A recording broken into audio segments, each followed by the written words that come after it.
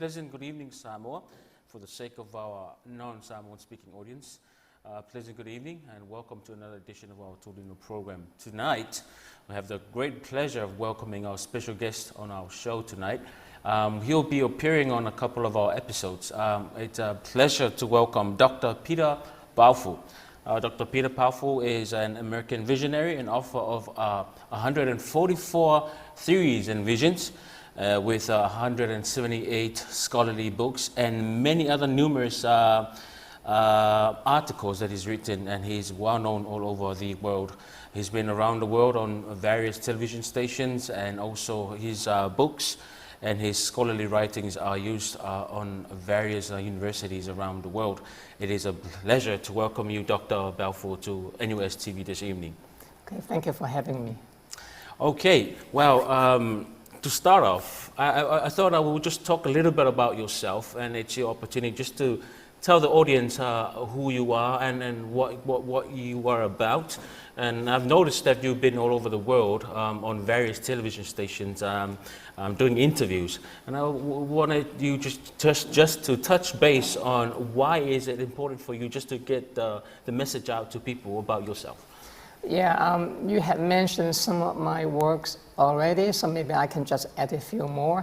I'm the author of 178 books so far in all fields of knowledge in relation to the mind, nature, society, and culture. That is, in all fields of the formal sciences, the natural sciences, the social sciences, and the humanities. And I try to provide different solutions and visions, and I have provided more than 145 different new visions and theories of the human future in relation to the mind, nature, society, and culture. Not just for one culture, one society, and one specific group, but in the entire planet Earth. And that's why I have been in more than 127 different countries by now, and shall be more. So that is the global project that I'm doing, because I'm trying to provide solutions to global problems. And that's why it's so important for me to go to so many different countries. And as you just said, I was also interviewed on TV around the world in relation to some of the solutions that I propose to solve some of the global problems on Earth. Wow. The word that comes to mind is genius. We talked about solution to global problems. Now, for a small country like Samoa, we are not immune from the global issues that are happening around the world. As you will know, when something happens in Europe or in America or wherever in the world, it also affects our small island nation. Now, I want to first just spend time to talk about politics. And I've heard you when we were talking earlier about your particular theories and visions about the nature of politics around the world. Now, pertaining to Samoa, we have a very peculiar system of politics in Samoa, where we are not really a pure democratic society. There's some inklings of socialism in our country, in our politics, because of how we use what we call the Matai system. So you cannot be a member of parliament without having that sort of social status amongst yourself.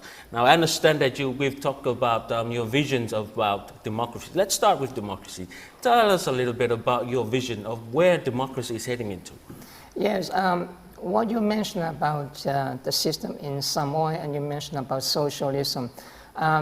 The question of socialism is not a political question about democracy, it's an economic issue. So, but if you want to talk about the political dimension, I can also talk to you about that too. But if you want to talk about socialism, I can talk about that too. But that would be in relation to the economic system about capitalism, communism, socialism, but that's a different issue. But in the question about democracy, I have different visions about the future political system, and one of the 145 different new theories and visions of the future is what I call post-democracy.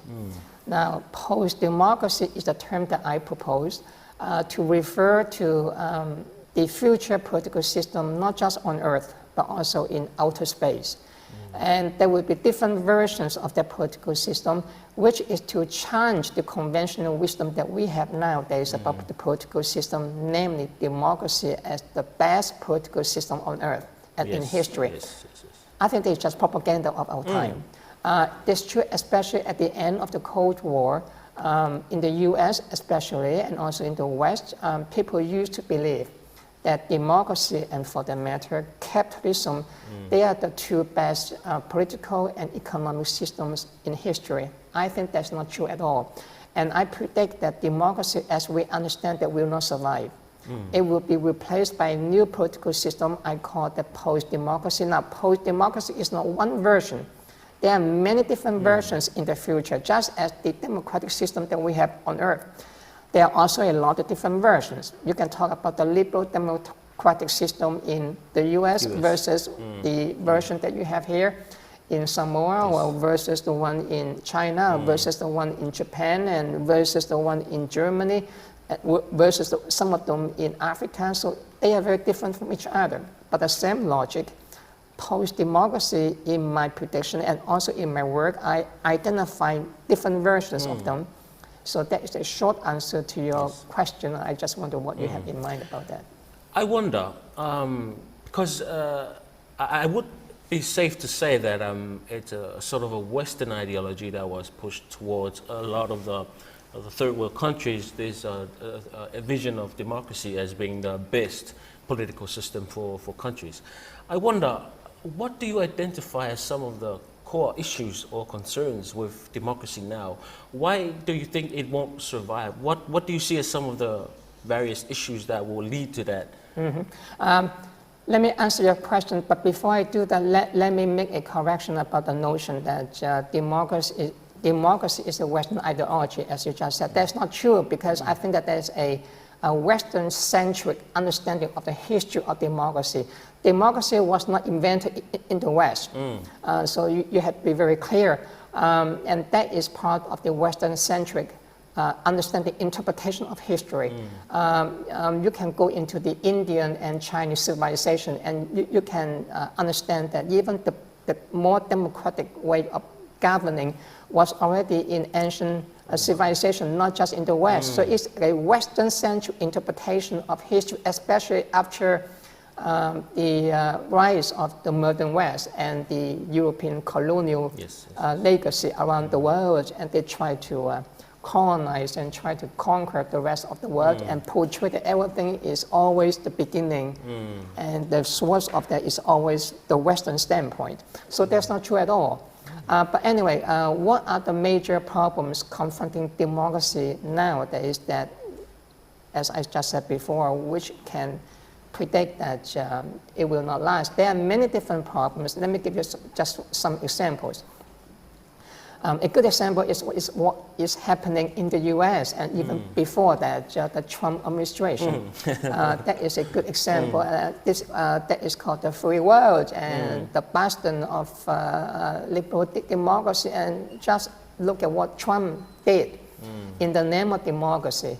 And if you are telling me that what Trump did is very democratic, and I may say that, yeah, it is, but look at how dysfunctional it is in terms of polarizing not just the relationship between the US and the world, but also inside America, is polarizing American civil society.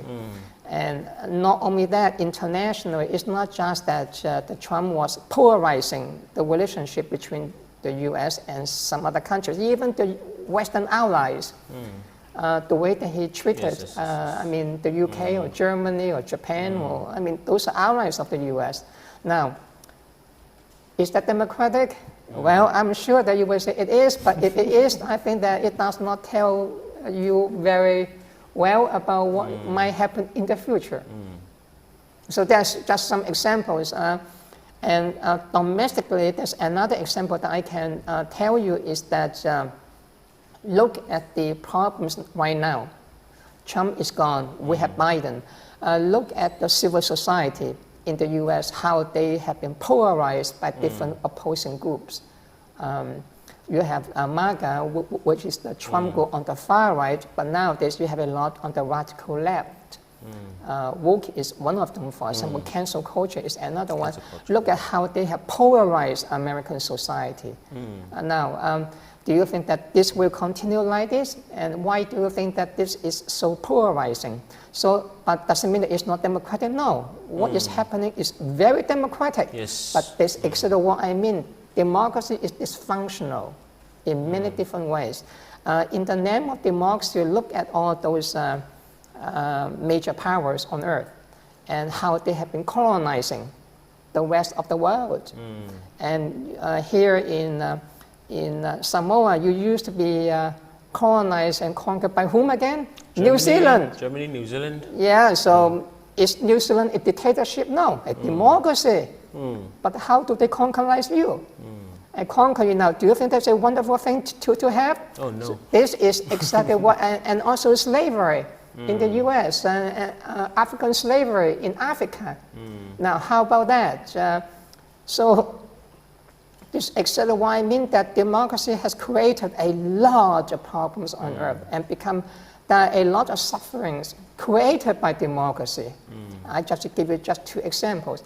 I have been around the world in more than 127 different countries by now. Everywhere that I went, especially if you go to Africa, go to the Middle East, go to Latin America, go to South Asia, go to Southeast Asia, go to Northeast Asia, especially and also in Eastern Europe too. And you will see that people are very, very tired of and very, very resentful of how they have been treated. And by some of the most powerful democratic countries on earth. So in the name of democracy again. Now, if you look into the Western mass media, people don't talk about this. Now, that's also very understandable because one of the things that I have discovered in my trip around the world is that each country, each culture, the mass media will often interpret history from their own standpoint. Okay, for their own interest. So they tend to make themselves look good and the other look bad. But if you go to another country, another culture which is different from them, and you can see that they will do the same thing. And all of a sudden you have 2 versions of history. But how can they be true at the same time? They are opposing, conflicting, contradictory. This can also teach you something about the nature of disinformation, misinformation, propaganda is part of life. We'll get to mass media in a few moments. I'm intrigued by when you mentioned that in ancient Asian societies that democracy was quite evident in their politics. It's quite intriguing for me, as we've been taught that a different sort of version of where democracy stemmed from in the European sort of societies and all of that, which is quite a new revelation for myself as well, and I'm sure for a lot of our audiences, because when we always think about the Asian countries, of course, what comes to mind is also very much a socialistic approach. But coming back to what you mentioned about trying to find solutions for issues that are happening in the global sense. Do you see democracy in terms of it evolving into something better, or do you see it just splitting away from the core? Because as you mentioned, with what happened in the States with MAGA and also with the woke, the two, the left and the right, it's becoming quite what's extreme. Now, as someone that's from the outside looking in, it doesn't seem that there'll be any harmony anytime soon. But do you see it, is there a possibility of an evolution into something better?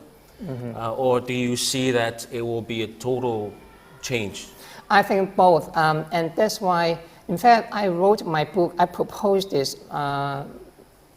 maybe about 20 years ago already. So that was before Trump came into power. That was before woke movement. That was before the cancel culture. I prepared all this even well before that. Then, of course, at that time, no one paid attention because I'm a visionary. I always propose something well before, ahead of time. So no one paid attention to any of this that I have written. So when I talk about post-democracy at that time, I also mentioned that it can go into different directions because different societies are different cultures are different. The social conditions for change in any society are not random. You cannot change a society as you please, Yes. as you like. Okay, you can do that, but you will fail. Okay, so you have to pay attention to the social and the cultural preconditions that you are in. So in future political movements and revolutions or evolutions, whatever that you go into, they will be very different from each other. Some of them will have some kind of revolutions. Some of them will have evolutions, reforms, okay, change, evolve. Some of them will not evolve. Some of them will have a revolution in the process. So it's not a one versus the other. Both will. It depends on the situation in your own country and society. But I do think that the democratic system is already evolving now and also changing now in different way. Look at Italy. It's not just in the US. Italy right now have a prime minister, and she's a member of the fascist party. Wow. She's a member of the far right. Okay, so now the fascists in Italy now is different from the fascists in Mussolini, time. Okay, so you have to understand that the same thing about in China. Xi is called. He is a member of a Communist Party, but the Communist Party now is not the same as the Communist Party 100 years ago or under Mao. For example, now, just in case you do not know, the US called itself the biggest capitalistic society on earth, but China has more millionaires and billionaires than the US. So how can China be communistic if they allow people to become capitalistic? So it's telling you, it's just a name. It's a name. You have to go behind the name, understand the meaning. It's just a legacy, but again, it's part of the propaganda.